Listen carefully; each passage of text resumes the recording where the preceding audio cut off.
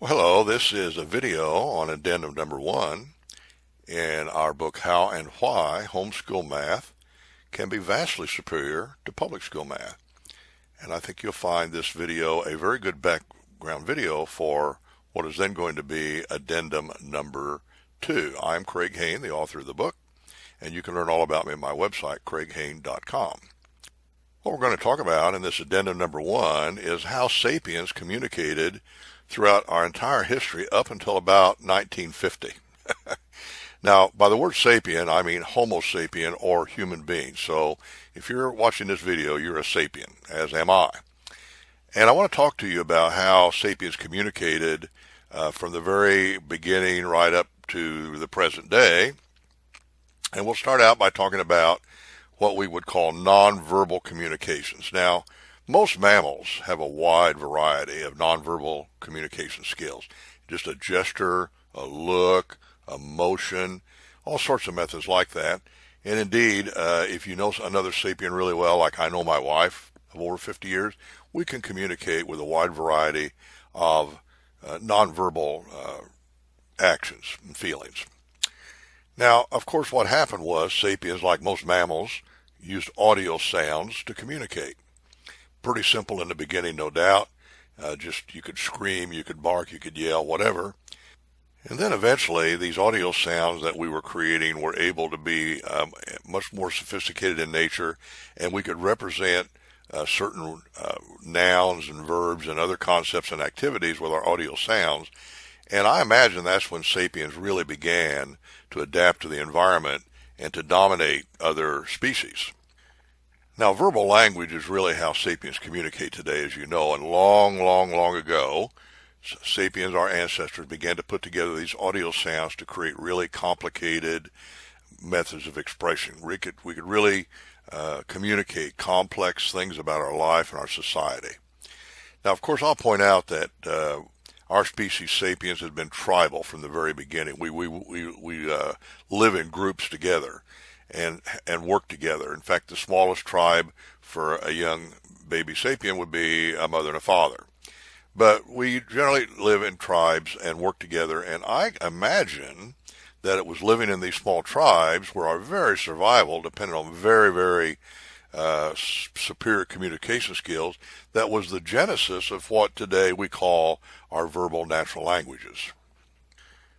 Now, what we call natural languages like English and Spanish and so on is universal for sapiens, as you know. All sapiens use language, and it's verbal in the beginning, obviously, and then later on we'll talk about how it becomes written. Well, I looked up the other day, and it's estimated that there's 6,500 different natural languages in the world today, shared, of course, by 7 billion sapiens. Now, I'll point out to you 7 billion is 7,000 million. It's a 7 with 9 zeros after it. It's a lot of people. It's hard to really imagine that many people. You think of 1 million people as being a large number, but there's 7,000 million people. It's a lot. And most sapiens, as I said, have some native natural language that they learn when they're very young. And of course, the largest of these today is Mandarin Chinese. Now, many sapiens have a second natural language that they acquire later in life, at some point in their life, so they can actually communicate in multiple natural languages. Now, English is a native language for only about 400 million sapiens, but a lot of other sapiens have learned English, and so there's over 1 billion people today that actually use English, can communicate in English. In fact, it's a little bit more than Mandarin Chinese. But I'll point out it's obvious that English then is used around the world in just about every country there is, whereas Mandarin Chinese is pretty much restricted to China.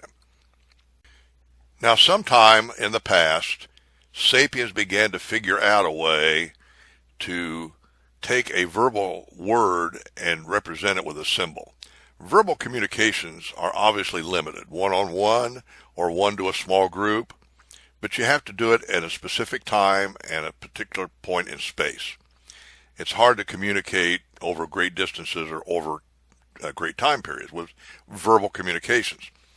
So sapiens began to be able to come up with a visual way of representing these words with symbols. And this then became written language. and that happened over a long period of time. But when you have a written language, you can communicate now with a much larger group of sapiens, and you can do it over wide spaces. Like you can write something down here, and then somebody 1,000 miles away can read it if they get a hold of it, and over long periods of time. So written language really was the beginning of what we call human civilization. That probably was the real genesis of it.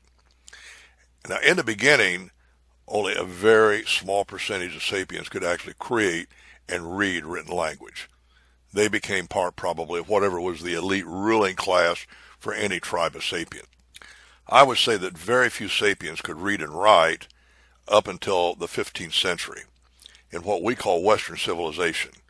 And Far Eastern civilization did it somewhat earlier, but I'm not going to talk about them in this addendum. Now, I'll also point out that in addition to words to communicate, we developed the concepts of mathematics and mathematics symbols. And so mathematics actually is a more universal language than any natural language. Mathematics is used by almost all sapiens anywhere, and the concepts of mathematics are pretty universal. And there's a lot of things you can communicate with mathematics that you can't communicate with a natural language. And so, in a certain sense, the language of mathematics is also quite responsible for our modern civilization. This would not have happened with just natural languages, spoken languages. It also required the universal language of mathematics. Now, what about our modern civilizations we think of today? Well, it all started with what I would call printed languages. Now, we had written languages for many, many centuries and millennia, but they were very hard to create written documents and to distribute them. But in the mid-1500s, around 1450, the first printing press in the Western civilization was invented by Gutenberg, and we began to be able to print large quantities of a given document. And so instead of just taking one document and copying it manually to where you had a few of them, you could use a printing press to make literally an unlimited number of them. And then that meant that more and more people now had access to printed documents. And that made it much easier then to create and distribute them. So what that meant now is that many more sapiens need to learn to read these written documents. They didn't have to write them, but they had to read them. And so this knowledge could be spread among sapiens exponentially, and that's what happened. So for example, the great math book that was used throughout history up until fairly recently was Euclid's Elements, geometry. And the first printed copy was created in the late 15th century, somewhere around 1480 or 90. And that was the first math textbook, and that was really then the beginning of a vast creative movement that built on the mathematics of Euclid and other Greek mathematicians like Archimedes, and to create new mathematics. Now, in the 1600s, along came Galileo, sort of the father of modern science. And then came Newton and Leibniz. And frankly, I don't think they would have happened without the printing press. If you hadn't been written, printed documents, there would have been no Galileo, Newton, or Leibniz the way we know them. Then along came calculus and differential equations and modern STEM math, which is the basis of modern science and technology. Newton and Leibniz and their colleagues created calculus and differential equations and all the manual tools to deal with them, and they printed it up, and Newton applied it to create the first modern physics theory called Newtonian physics. Leibniz was actually probably the creator of calculus and differential equations the way it's taught and thought of today. And Newton was in England, Leibniz was on the continent. They were actually, in a certain sense, competitors, and that's a long story I won't get into here. But in any event, it was because of the printing press that this could all happen. Now, another thing that happened, obviously, is Christianity up until then was dominated by the Catholic Church and by Rome and the Vatican. Along came Martin Luther, and because of the printing press and the distribution of the Bible, he was able to break off a branch of Christianity called Protestantism, and that led to the new split of Christianity. And at that point in time, then, Rome and the Catholics began to lose a lot of their power. In the 1600s, for example, that's when England basically renounced Catholicism and so on and so forth. Henry VIII, all of that, and I won't get into that, but if you know history, you know a lot about that. Now, I am ignoring what happened in the Far East prior to all this. I'm just focusing on Western civilization because that's what I'm a member of, and probably that's what you're a member of too. So natural languages and mathematics were pretty much the basis of modern civilization, right all the way up through the mid-20th century.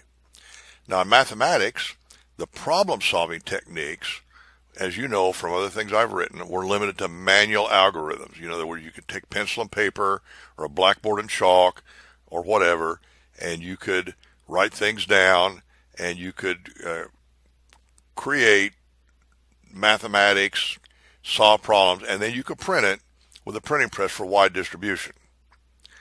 Now, this took sapiens through the first industrial revolution, I would call it. That was in the 1800s and the the 1900s and then the earliest 20th century. Modern science theories like relativity from Einstein and quantum theory were developed using these technologies. But then we developed a new technology that was destined to propel us into a completely new world we live in and a new civilization. The first electronic computer was developed in 1946, right after World War II and after the Bretton Woods Agreement. And when that happened, the new world began. And what I'll talk about in the next video on Addendum 2 is 21st century communications that is literally revolutionizing the world, and everybody needs to be aware of it and take advantage of it. So this is Dr. Dell, Craig Hain. I will see you on the next video on Addendum 2.